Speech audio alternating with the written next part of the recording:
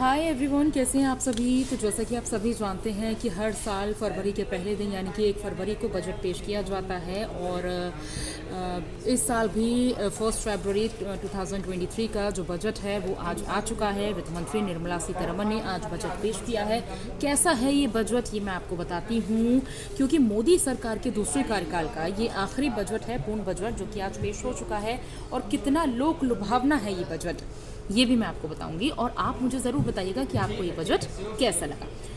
तो point wise समझाने का ट्राई करती हूँ मैं कि टैक्स पर सबसे बड़ी छूट का जो ऐलान यहाँ पर दिया गया है, मिडिल क्लास फैमिली के लिए बहुत बड़ी राहत है, क्योंकि 7 लाख रुपए की जिनकी आय है पर एनम, उन्हें यहाँ पर अब कोई टैक्स नहीं देना है। इससे पहले क्या हुआ करता था कि 5 लाख जिनकी तनख्वाह हुआ करती थी उन्हें कोई टैक्स नहीं देना होता था। बट अब जो है इसमें थोड़ा सा इजाफा किया गया है कि 7 लाख रुपए पर एनम जिनकी तनख्वाह है वो कोई टैक्स नहीं देंगे, यानी कि सालाना कमाई अगर 7 लाख है तो वो कोई टैक्स नहीं देंगे। तो ये मिडिल क्लास फैमिली के लिए अपने आप में एक बड़ी राहत है, क्योंकि देखिए जब भी बजट आता था हर साल हमेशा मिडिल क्लास फैमिली जो है वो असंतुष्ट नज़र आती थी, वो सरकार से नाखुश नज़र आती थी, थोड़ी सी शिकायतें उनकी सरकार से रहती थी। लेकिन अब यहाँ पर निश्चित रूप से एक बड़ी राहत है मिडिल क्लास फैमिलीज़ के लिए।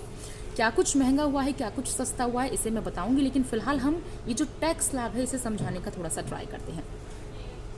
7 लाख अगर आपकी तनख्वाह है पर एनम तो आपको कोई टैक्स नहीं देना, लेकिन अगर 7 लाख 1 रुपया भी आपकी तनख्वाह है तो आपको कितना टैक्स पे करना है ये मैं आपको बताती हूँ। ये 7 लाख से ऊपर वालों के लिए 0 to 3 लाख के बीच में आपको 0 टैक्स पे करना है। 3 to 6 लाख के बीच अगर आपकी तनख्वाह है तो आपको 5% टैक्स पे करना है।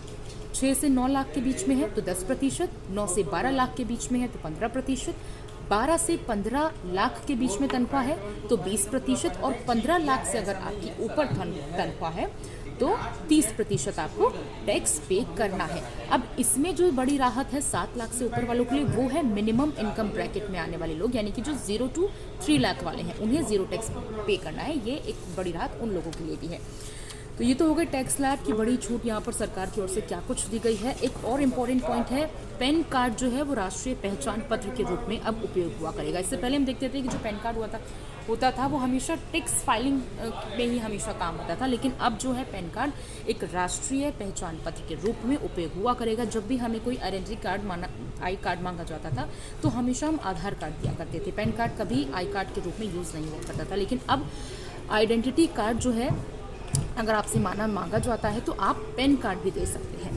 तो ये है एक बड़ी चीज़। और महिलाओं के लिए भी कई छूट यहाँ पर दी गई हैं। महिलाओं के लिए सम्मान बचत पत्र योजना है, एक स्कीम यहाँ पर महिलाओं के लिए निकाली गई है, जिसमें महिलाओं को 2 लाख की बचत पर 7.5% का ब्याज मिलेगा।